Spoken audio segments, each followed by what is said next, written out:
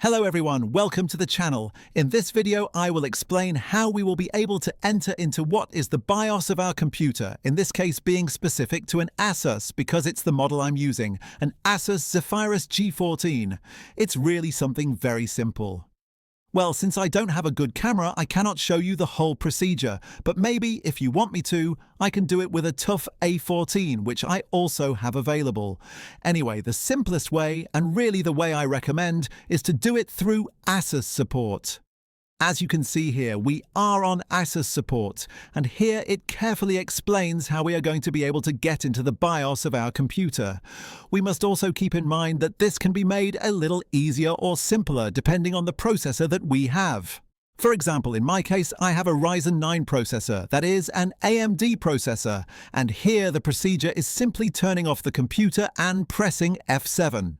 This way we are going to enter what is the advanced mode. Once in advanced mode, we will be able to configure everything that appears on the screen. There we can adjust some things, but to be honest, I 100% recommend that you look carefully at each of these sections before changing anything.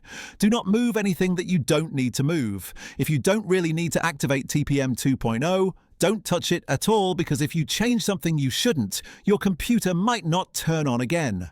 Or, as has already happened to me on another computer, you might have to format it completely and lose all your information. And that's something we definitely don't want.